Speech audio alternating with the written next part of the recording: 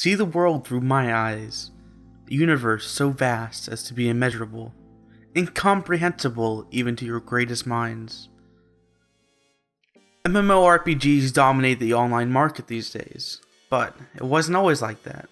Today you can see thousands of beautiful 3D models in an immersive world with rich storylines, moving music, stunning cinematics, and a robust economy that people even live off.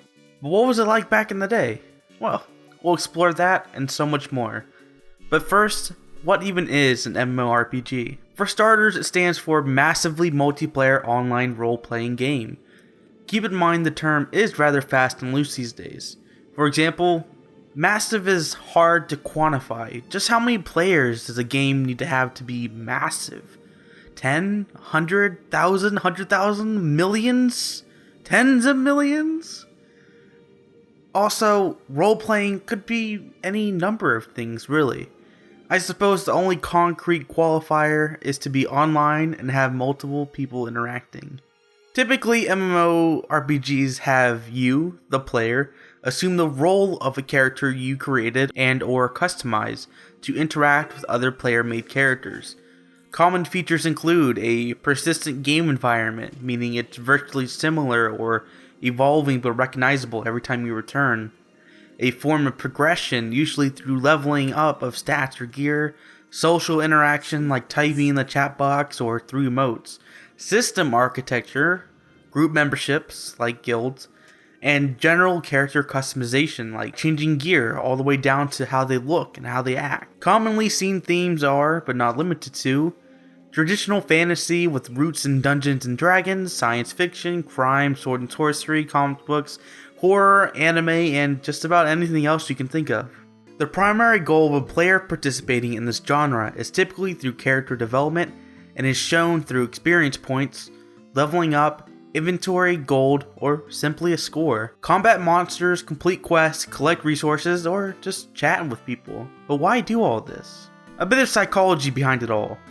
Richard Bartel classifies RPG players into 4 primary psychological groups. With the help and elaboration of others, a test has been made to ascertain what kind of player you are and what motivates you.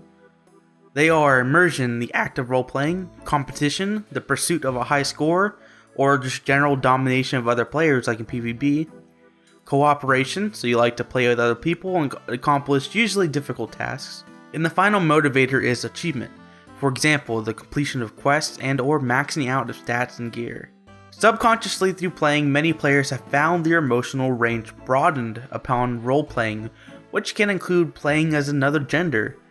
Similarly, many players, as much as 20%, much prefer to socialize online as opposed to offline. Another motivator not often spoken aloud or admitted to is being able to make up for shortcomings stemming from real life. In other words, if you're like meek, shy, and or out of shape or whatever, you can just pop into your favorite MMORPG and become this mighty warrior leading a massive guild. No doubt these kinds of games have been used to treat even depression or feelings of incompetence and a poor self-image. There are many ways to play MMORPGs these days. The first major one is the subscription model. Typically you will buy a game or content package followed by paying a monthly fee. This was the norm at one point, but is only scarcely used these days, notably World of Warcraft. The model, however, taking the world by storm is the free-to-play model. As the name suggests, the core game is free, typically with options to expand on it with money, notably RuneScape and recently Guild Wars 2. Going hand in hand with all this is the microtransaction, freemium, and advert gaming. Simply put, these types continue with the free-to-play theme, except typically all the gameplay in the game is open to play, and the items and cosmetics are for sale. Notably, just about every mobile or browser-based game does this these days. The term MMORPG was coined by Richard Garriott. Before that, they were referred to as graphical MUDs. The genre as a whole traces back to MUDs, or multi-user dungeons. A few major titles were Maze War, Mud 1, Island of Kesmai, and Habitat. A MUD is a multiplayer real-time virtual world or multi-user dungeon. They combine elements of role-playing, hack and slash, player versus player, interactive fiction, and online chatting with other people. Through command text, players could interact or read a description of rooms, objects, other players, and NPCs. Traditionally, with heavy Dungeons and Dragons inspiration, these themes were fantasy with fictional races, monsters, and lore. Typically near or at the beginning of the game, the player would choose a race, stats, and other options to better connect with the world. To beat the game, players would simply slay monsters, complete quests, chat with NPCs, and generally just advance the narrative. Although other than entertainment, MUDs, due to their inherently flexible nature, were used in other ways, including but not limited to going towards fantasy fiction, or just used as online chat rooms, or even used in education. Many scholars and even the US military at one point took great interest in the format, probably because it was easy to use and build. The origins are rooted in the first widely used adventure, Colossal Cave Adventure, which was made in 1975. Inspired, MIT students made the immensely popular Zork in 1977. Finally, in 1978, a student from Essex University made MUD as a tribute to Zork. Despite its limited access on the university network, it soon became the first multiplayer online role-playing game upon the university connecting to ARPANET. In other words, the internet of the time. By 1991, the first fully graphical multi-user RPG was Neverwinter Nights, which had been delivered through America Online. Other games around this time were Fates of Twinian and the Ruins of Khador. Neverwinter Nights was made in 1991 by Stormfront Studios. The player began with creating a character, including a race and stat allocations as text-based RPGs had done before. Except, this time the world was displayed in glorious 3 dimensions! Along with the graphics, all the text and options of interaction would be displayed on the screen as well. When in combat, the screen would change to show both the character and the enemies in addition to their position.